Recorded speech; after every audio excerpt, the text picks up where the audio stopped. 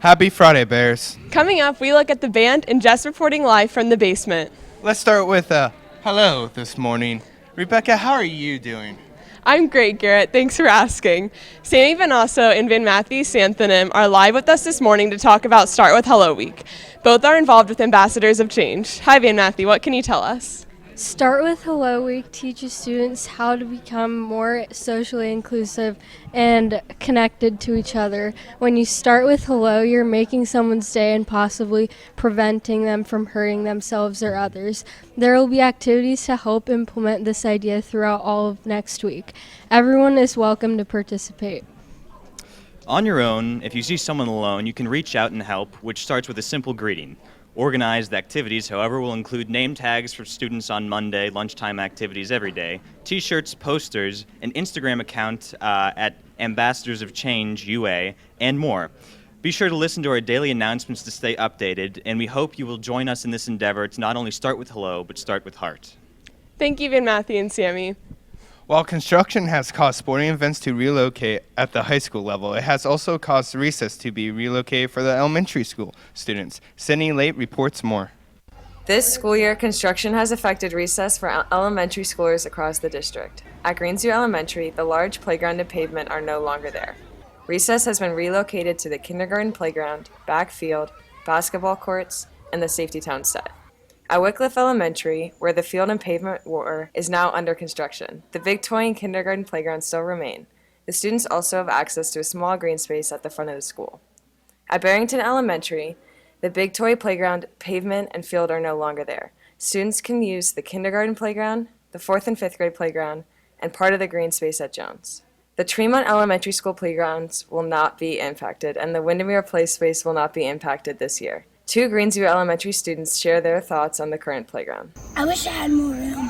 It's too small. After the construction is over, all elementary schools besides Tremont will receive new playground equipment in addition to the original sets. This has been Sydney Labe reporting for the WARL. Greensview will regain access to the playground next school year, and Wycliffe and Barrington will regain access at the beginning of the 2021 school year. Spirit Week wraps up. Today, check out Twitter to check out the funky outfits people wore this week. Go to UA_Spirit Club.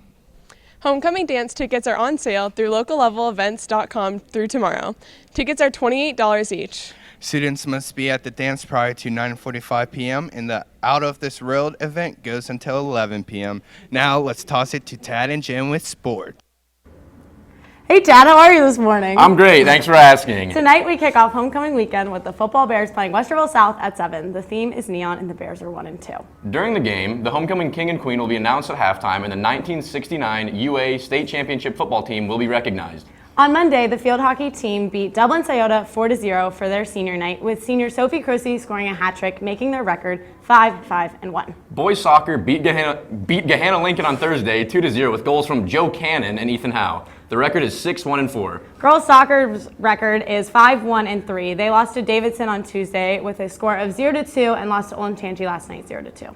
On Tuesday, the volleyball Bears lost in 3 sets to Dublin Kaufman and beat Central Crossing on Thursday in 4 sets. They're currently second in the OCCs.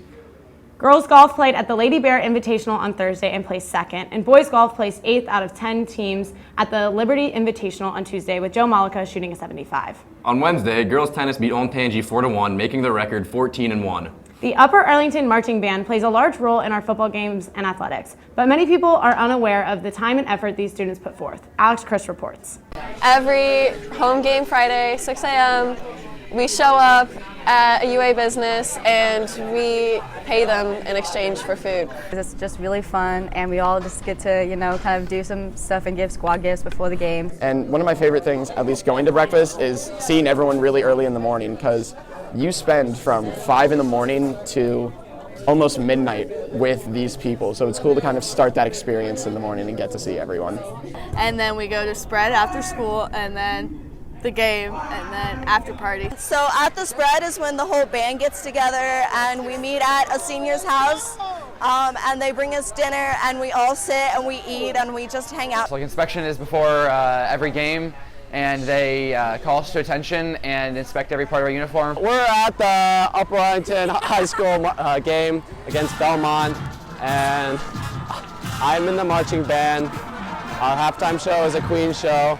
We're playing Fat Bottom Girls, Bicycle Race, and Don't Stop Us Now. After the show, that is. We head to a senior band member's house and we just chill there for a while, and it usually goes till around like midnight, something like that. So basically we don't sleep. We love that. This has been Alex Chris for the WARL. The band will be debuting Script Bears tonight during the halftime performance. The girls' water polo team won the Ohio Cup tournament, beating McDowell 10-9 on Saturday. Player of the week goes out to Caroline Colombo, who scored the game-winning overtime goal that took them to the championship game. She then scored 5 goals against McDowell. Boys water polo is at the Princeton tournament in Cincinnati today. Girls cross country is running at the Bob Royale Invitational tomorrow, and boys cross country is at the Tiger Invite. Good luck to all of our athletes competing this weekend. And now to Ellie and Andy with Community News. Well, hello, welcome to Community News. I'm Ellie Hartranft. And I'm Annie Ranke. How are you doing today? Annie, that is so nice. I'm doing great. I'm glad. Today is the annual activity fair in the varsity gym. Student activity groups will be set up at various tables throughout the gym to talk about their clubs. Stop by here at lunch period today. Last month, the Columbus Police Department announced their new therapy dog unit. Rebecca reports more. This year, the Columbus Police Department unveiled a therapy dog unit, started by Chief Thomas Quinlan. The 5 dogs will be helping officers with PTSD and victims of crimes. And they're seeing just some phenomenal numbers as how therapy dogs help victims calm down, recall incidents, because a lot of times if they won't talk to a person, they will talk to a dog. The therapy dogs have gone through extensive training 2 to 3 hours every day for 5 days a week. Every night there have been homework assignments where we have to take the dog and go through some of the obedience things. The dogs graduated on August 30th and are ready to serve Columbus. We're completely committed to the therapy dog program and what therapy dogs can do for the residents of the city of Columbus. This has been Rebecca Murray reporting for the WARL. The 5 service dogs are now in service and helping citizens throughout Columbus. The City of Upper Arlington has proposed a McCoy Road project improvement plan. They want to convert the 4-lane undivided roadway to a 2-lane roadway with a 2-way left turn lane. If implemented, benefits include reduced vehicle speeds, improved mobility and access, reduced collisions and injuries, and improved livability and quality of life. Now let's swim on over to Special Reports with Jess. Welcome back to Special Reports. I'm Jessica. I am live in front of the basement window that looks into the natatorium pool. I interviewed Mr. Moon about this unknown location.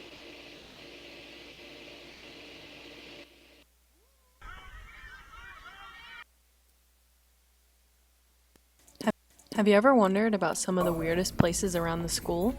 Mr. Moon has some answers for you. What I'm going to take you guys at today is the natatorium. Underneath the natatorium, underneath the pool, is something real sweet. Mr. Moon showed me to the natatorium, where our swimmers, divers, and water polo players practice. They clean this, so they drain all the water out, and it's actually 13 feet deep. So to see this with no water is kind of crazy. Like you would never be able to get out of there. According to Moon, this is one of the hardest places to clean in the summer. Custodians can't even get out without a rope being thrown down to get them back up. This is where you guys are great swimmers. And they come down, they train down here. It kind of reminds me of like a fish tank. So when a person swam down, she swam down, and my son was here. He was all like, going crazy. And she swam right up to the window and put her face in the window. This has been Jessica Stelzer reporting for the WARL. I will explore unknown places around the school for the rest of the year. DM us on Twitter or Instagram at WARL_TV if you have locations you would like me to look into in the future. Many students are unaware of the mysterious places in the school, but clearly our administrators love hanging out here. Alex. Now back to Maine. See you around. To your coffee. Thanks. All right. Hello, Mrs. Mox. Thanks for joining us in the LC. Thank you, Garrett and Rebecca. I'm so excited to be on the show today. But where's my tea? Here's your tea, Mrs. Mox. Oh, thank you. Oh, sorry. So tonight is our homecoming football game. A king and queen will be announced. Our football team will bring home a victory, and our band will be bringing it during halftime. So please come out and enjoy a great night with the Golden Bears. Students, we want you to have a fun but safe homecoming weekend, and we can't wait to see you tomorrow night at the homecoming dance. Please be safe and make good choices. Thank you, Mrs. Mox. The second issue of Arlingtonian is out today, so make sure to grab it on your way out of third period. Tomorrow is the International Day of Peace. The theme this year is Climate Action for Peace. IB students will be doing things around school next week to celebrate. Next week on the show, we look at spikeball and virtual reality. Peace. Have a great Friday, Bears. Thanks for tuning in. Okay, we're good.